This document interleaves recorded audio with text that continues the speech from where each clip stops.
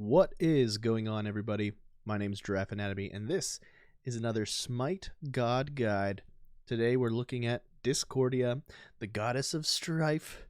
And what we're going to do today, we're just going to get into her kit and her abilities, talk a little bit more about how you use them, how they can kind of function together, and hopefully by the end of this video, you're able to take Discordia into any sort of game mode and be able to use her effectively. And maybe you learn a thing or two about her and how to use her kit. So what we're going to do is we're going to get it into jungle practice here. We're going to pick Discordia, and we're going to get into it.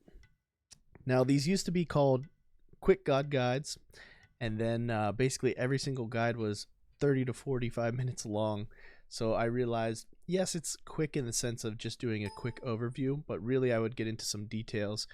Yet it's not as detailed as I think like a professional player or something like that could get into. So what I'll do is I'm just going to start calling them Smite detailed guides, like detailed god guides, or maybe just regular god guides. So yeah, from here on out, that's what they'll be called. And what we'll do is we're going to level up all of Discordia's abilities here. And we're going to get into Discordia's passive first, and then get into her abilities. So first things first, Discordia is a mage in Smite, which means she does magical damage and she has ranged auto attacks. She's normally played in the mid lane, heavy damage dealer, and she actually has a really great passive for your team, which we'll go into right now. Her passive is called Contest of Gods. Discordia is constantly comparing herself and her teammates to see who is the best. Whichever god on her team has the top damage dealt to enemy players will receive a power buff that scales off of Discordia's level. So basically, if you're, say, duo queuing with somebody in ranked or something like that, and they're playing something like solo lane, this is a really great passive buff to help your teammates out early on in the game and throughout the game as well. More often than not, your solo laner is going to be the one getting this, just because they're always doing damage to each other. And this passive is basically whoever has the top damage dealt to enemy players, right? Normally that's solo lane. They start off at the beginning, and it actually gives your solo lane a really great edge over the other solo laner because they're getting this extra power, right? That extra power is the difference between, dying with one health and not, right?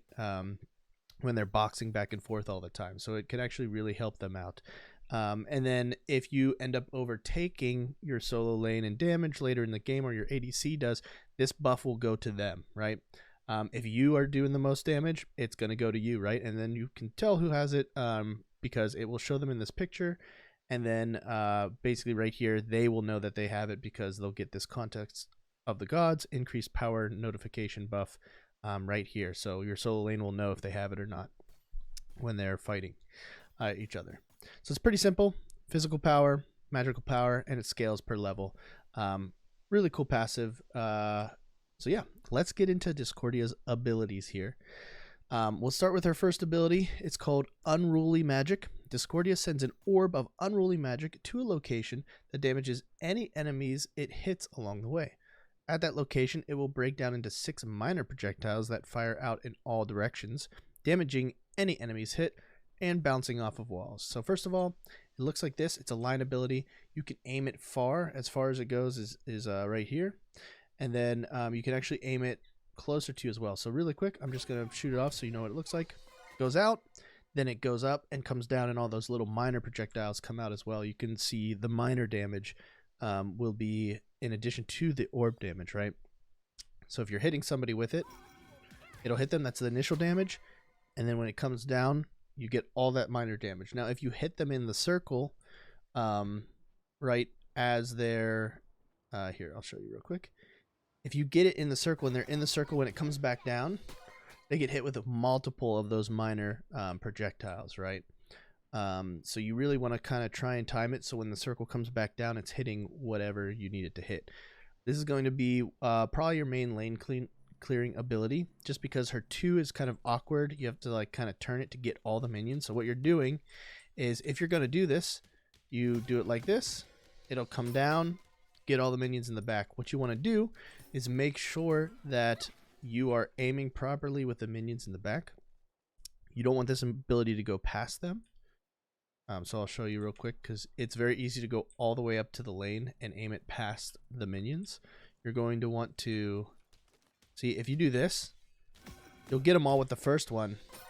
And sure, yeah, it comes down and hits them back, but it's actually easier to get a little bit of distance, right? You can kind of clear the full wave from back here. You don't have to be like all the way up front. You can be back here and kind of aim it like this instead of like being up here and aiming it like that. So just make sure you can try and get those guys in the back. Make sure you clear those back minion waves as easily as possible. So you can clear the full wave from here. You don't have to like go all the way to the front and do this. You can just do this and make sure you get all of them in that back part, and it'll come down and they'll get hit with those multiple projectiles, right? So that's something you want to make sure you're doing when you're clearing wave. Get that circle on the back 3 minions. It'll help you clear wave faster at the lower levels. So let's talk about her second ability here. Well, really quick, Unruly Magic, in case you didn't know, it doesn't go through walls or anything like that. It can go over them, or I mean, it can go through them, but it doesn't like bounce off of them, right? So if you wanted to get the bounce for all those minor projectiles, you have to hit it right before the wall or something like that. So like right here, see how it kind of like doesn't go through? And then when you aim like this, it does go through the wall, right? So if you wanted to bounce off stuff, it would have to be this, and then the minor projectiles will bounce off of whatever walls that they're near. So those little minor ones will do a couple bounces. Let me see if I can show you in this corner so you can kind of see them all bounce here real quick. When you do something like that, see how those other little ones like start bouncing around? They will bounce off walls and stuff, but the main projectile either goes through and over walls. It can't go like inside of walls, so it'll either be in front or behind. So let's talk about her second ability, and her second ability calls Strife. Discordia creates an area of strife that damages all enemies hit. If 2 or more enemy gods are hit at the same time, they will be afflicted by madness for 1 second, forcing them to attack each other for additional damage. The same is true for minions. If only a single target of one type is hit, then it becomes rooted for 1 second instead. So this is going to be your main engage tool with Discordia. When fighting enemy gods, this is what you want to use first, more often than not. You basically try and hit this. If you hit this, you can start engaging. If you don't, basically wait until it comes back up. But first things first, if you just hit a lone god with it, right, it will stun them for that quick second, and you can see how they're stunned. They get that underneath them. It shows like kind of like a little glow. So you'll hit them and they will be stunned for 1 second. If you hit more than one target, they try to attack each other here. So I'll show you. If you hit 2, they will run towards each other and try and smack each other, right? This guy's actually closer to this one, so that's why he ran this way, and that other one was trying to run to him. So let me just try and do this again with these two, see if they'll run towards each other real quick. Do this. There you go. See, they'll run towards each other and try and auto attack each other, right? If they're really close together, they will definitely get some autos off. So this is a really good poke tool for Discordia, especially if you have somebody like their jungler or their ADC who does a lot of like basic attack damage to each other. See, even the minions will attack each other for a second or two there, right? When you use the ability. And that's also why I said you're not really going to use your 2 to clear. You're going to use your 1 instead, because your 2's just, it doesn't cover the full wave, right? Just like this. You have to kind of get an angle on it. If you want to use your 2, you kind of have to be on the side. Sometimes it puts you in a weird position. So yeah, it's not really like your lane clearing tool. Unless you want to clear the back, you do something like this, and there's a god hanging out back there. You can use the Strife to hit them. Now with this, the main combo you want to do between these two is you want to hit your Strife first when engaging an enemy god, get that stun off, and then hit your Unruly Magic, or hit the Unruly Magic, and like I did there, if you do this first quick enough and you do that, you can normally stun them to like have them get hit by it, get stunned by Strife, and then the second ball comes down and hits them, right? So you can work on using your 1 first and then your 2, but really the safest way to engage is to hit this first, right? You hit this, you know that they're going to be there, they get hit by that, they get hit by it again. Just get like the main damage off on the initial projectile, right? The 285 for the orb damage. So once again, I'll show you real quick. You can start with your one if you can predict it well enough. You could do that. Stun them in time to get hit by like the second drop down and all those other, you know, minor damage projectiles, right? But like I said, the easiest and most sure way to engage is to start with this, right? This is your poke tool. You kind of start like this. Oh, I got him. Get them with the big one, right? They might be able to jump out from all the minors, but you at least get them with the strife and with the main projectile of unruly magic. So let's talk about we'll talk about erratic behavior, and then we'll talk about kind of all three and how to use them together, and then we'll talk about her ultimate. So her third ability is her escape. Really, it's a very short leap, and it is a leap, so you got to be careful because someone like Oelix can pull you out of it, right? It's not like a dash. It is a short little hop. It's not really an escape tool. This is not very far, right? You can use it to dodge abilities, right? If they're attacking you, you can use it. But basically, this is it. The reason there's a really big circle is because after you leap, you get basically a little area where your cooldown is increased and you are invisible to enemies for a second. So real quick, Discordia leaps a short distance and then creates an area of confusion where she lands that persists for 5 seconds. While inside the area, she becomes stealthed, gains bonus movement speed, and her first and second ability cooldowns are decreased by an additional amount of time every 0.5 seconds. She remains in the area. Attacking from the area will briefly reveal here, then she'll go back to stealth. So first things first, you get a movement speed buff, starts at 20%, goes to 40%. So you can kind of strafe around in here, try and dodge some auto attacks and things like that. The second biggest thing is your 1 and your 2, which is magic and strife. You get an increased cooldown per tick. So the longer you stay in here, the longer those get cooldown. And I'll show you real quick. I'll just use them. I'm going to use the leap. You see these ticks going down? See how fast her 1 and 2 are up again, right? That's the biggest thing about this, right? You're basically going to use it kind of in conjunction with your 1 and your 2. Like I said before, it's not a great escape tool. Your positioning with Discordia has to be good because she can get caught out. Like sure, you can run really quick, but there are other gods that have better movement abilities that will catch you, right? You're not going to be able to like run away from like 1 or 2 people diving you like that. You're better off trying to get a stun off and then using it and then trying to run away. You're better off if someone's chasing you, use this, then run, right? Try and get your distance, try and get the stun away from them if you need to run away. But yeah, so the biggest thing about this is the cooldowns. Use it in conjunction with your 1 and your 2. When you do leap, right, when you're in this circle, you get that increased movement speed, so you're going to kind of press W. Don't take your hand off W and just try and strafe around if you're trying to dodge autos. You can kind of hide in like one of the corners and stuff. Maybe they'll miss a couple autos. Your teammates can help out while that's happening. And then also, right, you're getting some cooldown on it. So the biggest thing, right, you hit your strife, you hit this, jump in here, maybe do an auto too. If you have full cooldown with this, it should help, right? It should be even more of a cooldown. I'll show you in a second real quick kind of what that looks like. If you get 40% cooldown, something like a Chronos pendant as well. With Discordia, this is basically going to be your bread and butter with her, right? Building cooldown. Get that 40% as soon as you can. Start normally with Sands of Time with the 10%. Grab Chronos pendant right away. And then you can build mostly penetration and power for the rest of these. Maybe a little bit of lifesteal here and there if you want that too.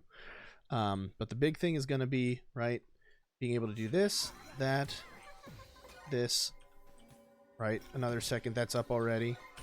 You can get out a lot of burst damage in a fight really quickly with that combo, right? You basically go through 2 cycles within like 5 seconds or so. So once again, just show you real quick. You can actually even jump into it right beforehand. If you want, you can actually do this first. Hit them with the strife and that. And you're still hiding, and it will last long enough to get that second rotation off, and then now you're kind of like on the back end, you're able to jump away sooner.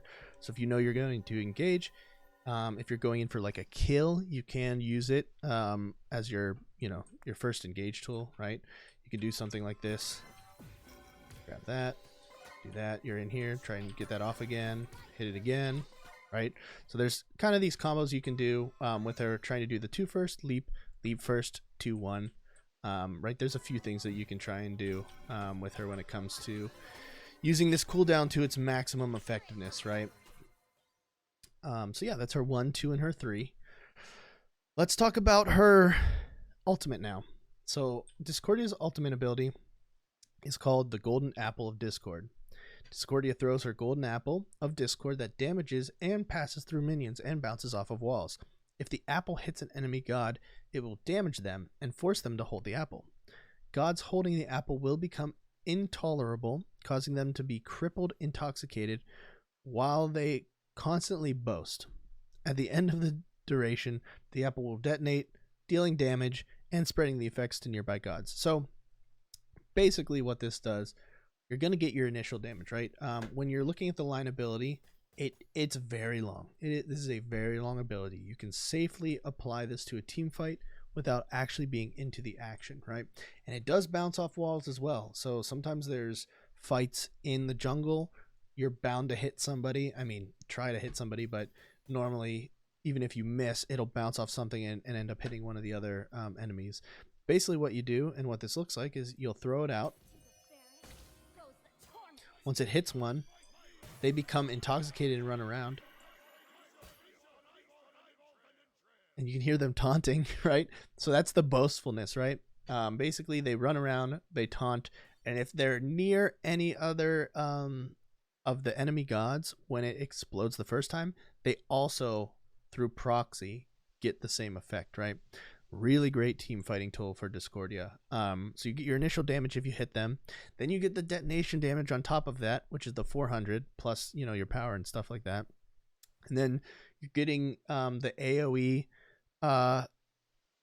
target, right, of them not being able to move effectively and stuff like that. So really, if you use this in a team fight, the enemy team is going to be in disarray. Your team can then jump in on them. Your team can do a lot of damage while they're dealing with that. And then they're going to have to try and like get away from each other before the explosion goes off, right? With whoever you hit, they're all going to have to run away from that person. So your whole team can jump on them, get that kill pretty easily and everything like that. So like I said before, really great team fight ability, very long. You can hit this from a really far away.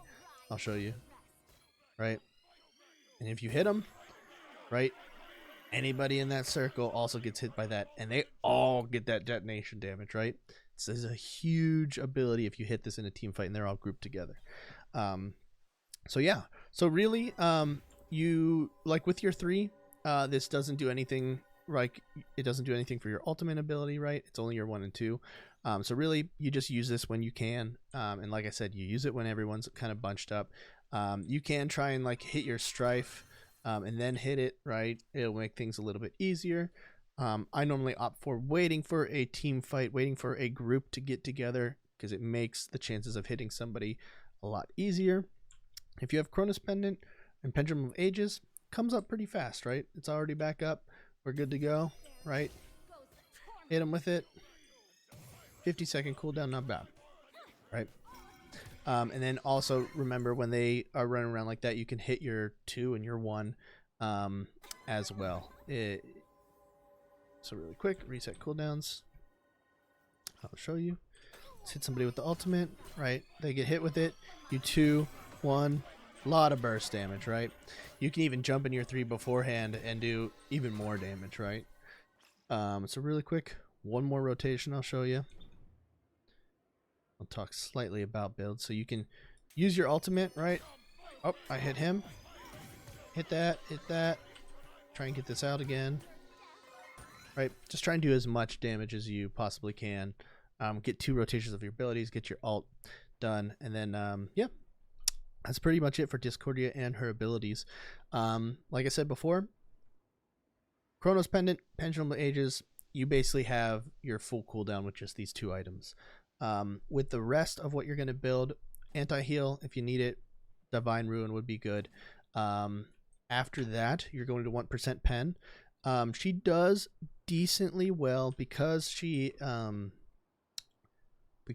have that great of an escape, right? She does pretty well with like a Chiron's coin or a Doom Orb. It gives her a little bit more speed, right?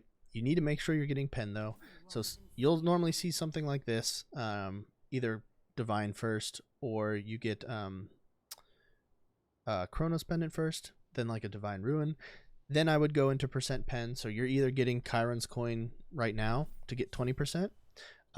You can finish off with like an Obsidian Shard here. And then you can do something with like a Doom Orb if you want. This is going to be a pretty powerful build. You have 40% pen with just Obsidian Shard and Chiron's coin. You have your anti-heal. You have your cooldown with this. Pretty decent build on her. If you don't like Doom Orb and you want to do something, maybe like if you don't feel like you need the movement speed, you can get things like Soul Gem's pretty good. You're starting to get cooldown with this as well. So you can actually forego Pendulum of Ages and do something like the alternate timeline if you need a little bit more protection. I personally, that's normally not my cup of tea. You can do something like Rod of Tahuti. I'd actually put this back. You need like percent pen right here, right? So if you're not going to do Chiron's coin, get Obsidian Shard. You can do Rod of Tahuti. Goes really well with her passive. And then you want high power, high pen. You can do something like Soul Reaver if you want. You already have 30% with just these two items and some flat pen here, right? You want to try and get a little bit more pen if you can. Spear of Magus would be fine, doing that extra damage. Get a little bit of lifesteal. Wouldn't be too bad either. Soul Reaver, right? Get some of that percent right there, right? The percent of maximum health. You'll be able to shred some tanks with stuff like this. So yeah, that's pretty much it when it comes to Discordia. There are other builds out there. Builds change all the time too. There are people I know they'll just get Sands of Time to start out with, and they'll go like Spear of Desolation first for that 10% cooldown, and just with this 20 because of her 3, they feel like they don't really need the cooldown as much, right? So they're able to get away with something like this to begin with. They don't need the Chronos Pendant, and then they'll do like a Divine Ruin. They'll do this for their cooldown, right? They're foregoing Chronos Pendant for something like a Soul Gem. Now you need your percent pen, right? I still think this is kind of late to start getting some percent pen online. You might do Obsidian Shard first, then the Soul Gem afterwards. One or two of these. Normally you're always going to have a Divine Ruin because they've got healing on the other team, right? But you have flat pen, cooldown reduction plus the passive on Soul Gem. That's really good. Here's your 20% pen. You can finish off with like a Rod of Tahuti, something like that. You can finish off with like a Soul Reaver, but you're going to have your 30% pen with these, flat pen with both of these. You're going to have enough cooldown once you upgrade this to Pendulum of Ages, right? So you have 20% there, 10% here, 10% here. This is also like a pretty decent build with her. Full cooldown. You got your pen, doing your extra damage with Rod's passive and Soul Gem's passive, right? So if you can, get this going well, and you can stack Soul Gem pretty easily, right? Because you're able to do stuff like this, right? Now you have the passive ready. You're gonna do that extra damage with Strife because of that, right? You can kind of get the rotation out pretty fast, right? Do this. This is up already. All right, look, there we're good. Now we have Soul Gem. Boop. You're gonna do a lot of damage, right? So also a really good build with her. Remember, Rod Tahuti's passive, when they're below 50% health, you're getting 25% additional magic power. So something like this is pretty good too. Either of those builds is fine, but remember, at the time of this video, items can change. Discord, you can get buffed or nerfed, so just double check and see what the most recent meta is for mages and stuff for your time. But really, you want to try and get the cooldown so you can spam your abilities. You want to get a lot of power and penetration. A little bit of lifesteal ain't bad, right? Gives you some sustain in lane. But yeah, that's Discordia. I hope you guys liked this video and it helped you learn her a little bit better. If you guys want to join our Discord, we have a Smite learning Discord called the Smite Dojo. We don't care what level you are, whether you're a Masters player or a brand new player to the game. Everyone's welcome. What we do is we play games together. We do LFG. We play anything from Arena to Joust to Conquest. We do learning sessions. If you want to learn a specific god, it like more intricately, you have diamond and masters levels players that are mentors on the server. So you can come in, basically add a mentor and say, hey, I'm looking for somebody to help me learn Daji or Achilles or something like that, right? And they'll be able to sit down and if it's not me, it's going to be somebody that's like a pretty high rank. They know what they're doing in the game and stuff like that. They'll be able to help you out. And then we also just have fun and play game modes together. Smite night, we group up for that. Like I said, arena, assault, we play all the games, and really it's just a non-toxic environment to have new players come into the game, learn it, have other people to play with that are also new, right? So everyone's kind of on the same page, learning the game, kind of having fun and enjoying what they like to do in the game, right? Whether that's tryharding or meme builds. So feel free to join that. And yeah, that's about it. If you can like the video, comment it, share it with anybody that's new to Smite, that would be really helpful. And if there's any other builds or things or suggestions, feel free to leave them in the comments below. Say, hey, this is a good build on Discordia. I've been having some success with this, and then we can discuss it in the comments and everything like that. Thank you guys very much for watching the video. And hey, have a great day.